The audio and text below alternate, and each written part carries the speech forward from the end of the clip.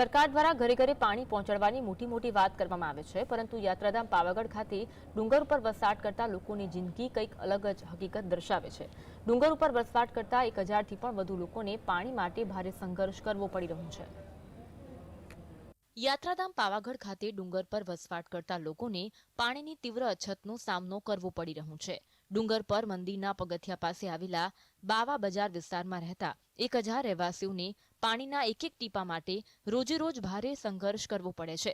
સરકાર દ્વારા જૂથ પાણી પુરવઠા યોજના અંતર્ગત પાણી પૂરું પાડવા 2 કરોડના ખર્ચે માળખું ઊભું કર્યું છે, પરંતુ તેના દ્વારા જરૂરિયાત જેટલું પાણી આપવામાં તંત્ર નિષ્ફળ રહ્યું છે, જેથી લોકો પરેશાન થઈ રહ્યા છે। अठवाडिया में एक ज वार पानी आए छे साहेब। હવે ટાંકામાં પાણી નહીં હોતું તો અમે શું કરીએ? બાટલા પીએ છીએ, વેચાતા લાઈને અમે સાહેબ। હવે ભરાય ના ભરાય એવું એક જ પીપળું ભરાય, આ બધાને પૂછી જો। પંચાયત થ્રુ પાણી આવે છે, પાણી આવે ના આવે એવું જ નક્કી હોય। તલાવમાંથી આવે ને આ બધું કલાક મજૂર મારફતે વેચાતું પાણી લેવું પડે। વેચે જ કેટલા રૂપિયા લે છે વેચાતા પાણીના? 10 લે 15 જેવો મજૂર। ડુંગર પર વસવાટ કરતા રહીશોને નજીકમાં આવેલા જે દૂધિયા તળાવના પાણી ઉપર આધાર રાખવો પડે છે। તે પાણી તેટલું દૂષિત જોવા મળી રહ્યું છે કે તેનો ઉપયોગ અત્યંત જોખમી છે। તેમ છતાં પાણી મેળવવા તેના પર નિર્ભર રહેવું પડી રહ્યું છે।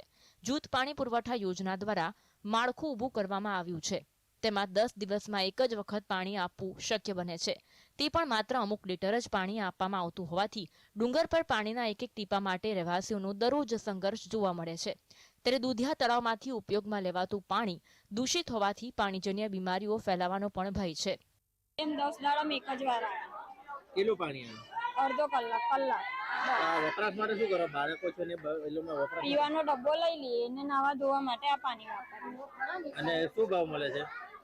ડબ્બો શું ભાવ મળે છે? 30 રૂપિયા એક ડબ્બા પીવાનું પાણી। 20 કરવા ભરાય। અને કઈ હાલવાના? દુકાનો તેમને પાણી નહીં આવતું? એક જ કૂવો છે। એક જ કૂવો?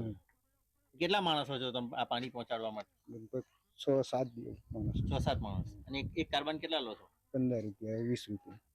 ત્યારે હવે પાવાગઢ ખાતે વસવાટ કરતા રહેવાસીઓની પાણીની જરૂરિયાત પૂરી કરવા માટેનો કોઈ કાયમી ઉકેલ હોય તેવું હાલ જોવામાં આવતું નથી। ત્યારે આગામી દિવસોમાં ઉનાળો આકરો બનતા આ સમસ્યા વધુ ઘેરી બને તેવી ભીતિ સેવાઈ રહી છે। Bureau report, GSTV।